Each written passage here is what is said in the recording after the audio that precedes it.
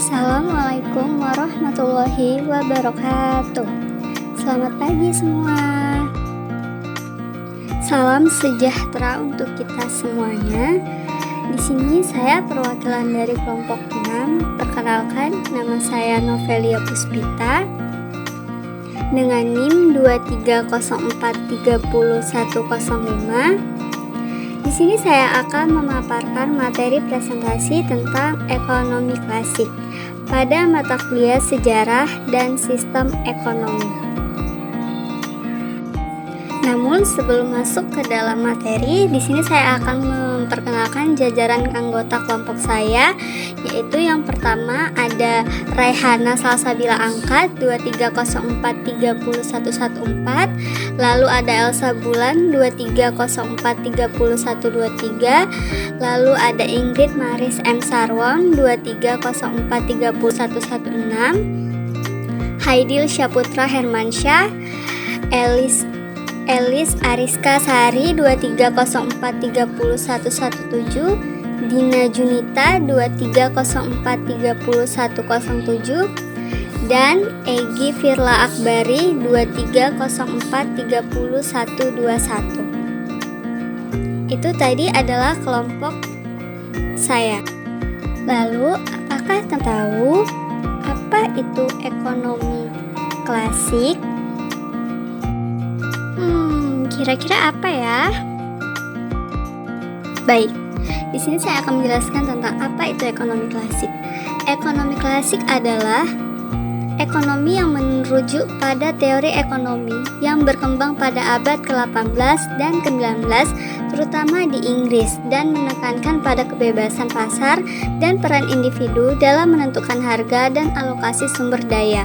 Teori-teori klasik membentuk dasar pemikiran ekonomi modern dan terus mempengaruhi kebijakan ekonomi hingga saat ini. Salah satu tokoh dalam ekonomi klasik adalah Adam Smith yang mengembangkan teori tentang keuntungan absolut dan relatif.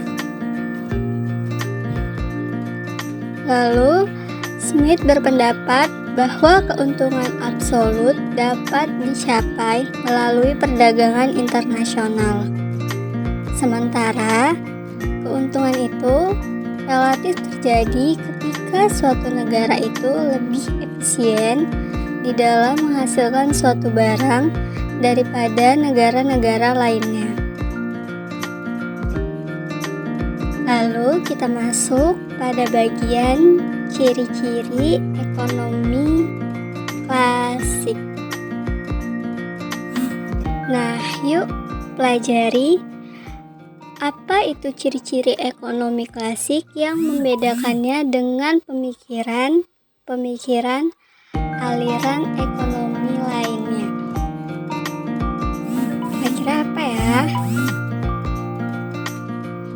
Laissez-faire, dasar sistem ekonomi adalah sistem dari bebas berusaha. Jadi, anggap perekonomian itu mempunyai suatu kemampuan untuk kembali ke dalam posisi seimbang yang dimana itu secara otomatis.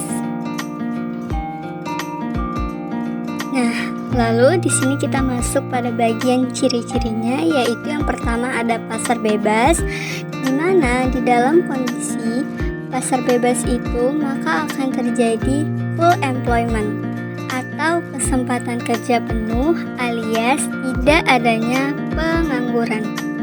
Nah, yang kedua ini ada pemerintah tidak ikut campur.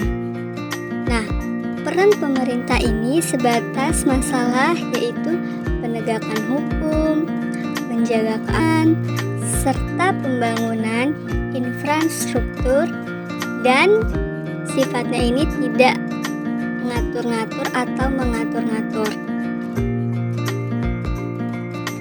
Kemudian itu ada pemerintah tidak ikut campur. Nah, yang dimana peran pemerintah itu hanya sebatas masalah penegakan hukum, menjaga keamanan, serta pembangunan infrastruktur, tidak ngatur-ngatur.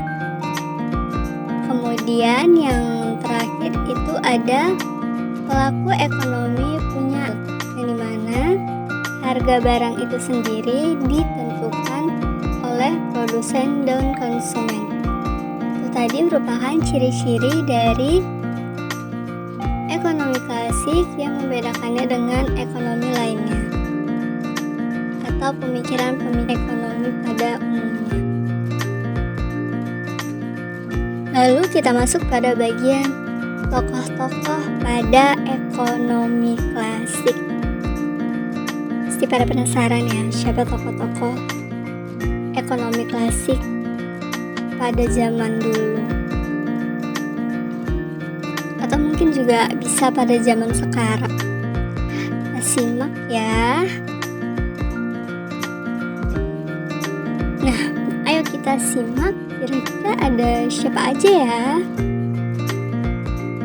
Mungkin bakal familiar sama tokoh-tokohnya sebagai anak ekonomi. Nah, yang pertama ini ada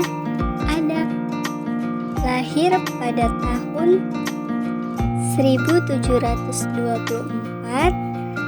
dan wafat pada tahun 1790. Adam Smith merupakan tokoh yang menyuarakan pentingnya sistem ekonomi liberal atau bank bebas, yakni sistemnya itu ekonomi yang bebas dari campur tangan pemerintah, yang diperkuat itu biasanya dengan semboyan tadi sudah kita sebutkan, yaitu laissez faire atau laissez passer.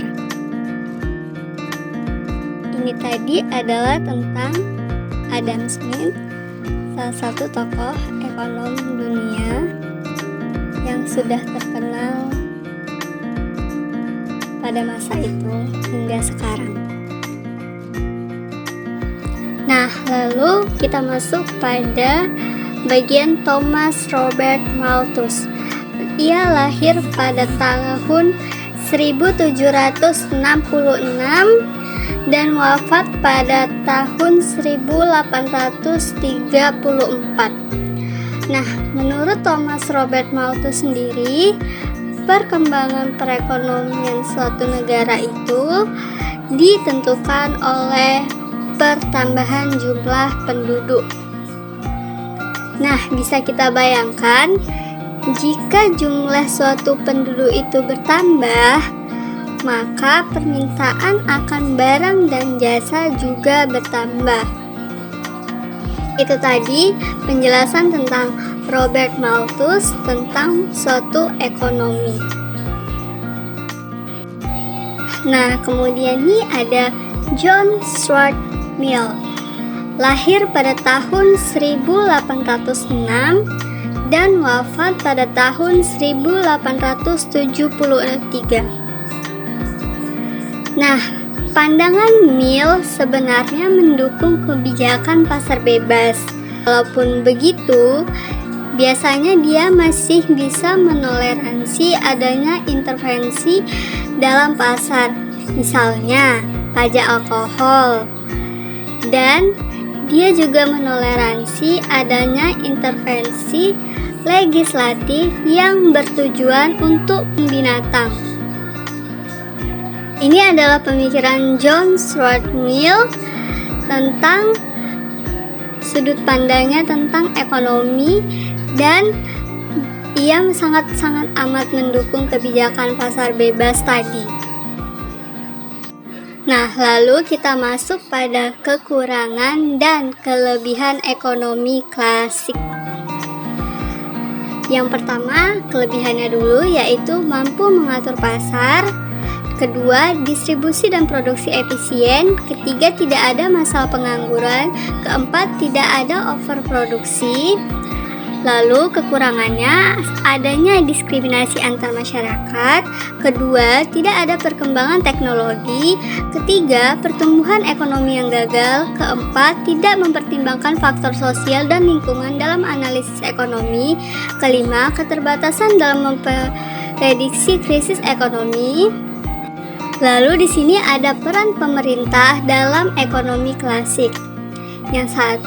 Yang pertama itu ada pemeliharaan kebijakan moneter yang stabil. Kedua, pengaturan hukum dan keadilan. Ketiga, perlindungan terhadap ancaman asing. Keempat, intervensi minim dalam urusan pasar. Kelima, pemberian infrastruktur dasar. Nah, itu tadi adalah peran pemerintah dalam ekonomi klasik. Teori ekonomi klasik masih mempengaruhi kebijakan ekonomi pada saat ini, di mana peran intervensi pemerintah rendah. Contohnya pasar monopoli. Peran pemerintah adalah mencegah terjadinya monopoli itu sendiri dengan memberikan izin kepada perusahaan sebagai saingan bagi perusahaan monopoli. Lalu, teori ekonomi klasik masih mempengaruhi kebijakan ekonomi pada saat ini, di mana peran intervensi pemerintah rendah dan teori Baik, itulah hasil pemaparan materi kami tentang ekonomi klasik. Lebih kurangnya kami mohon maaf. Sekian dan terima kasih dari kelompok kami.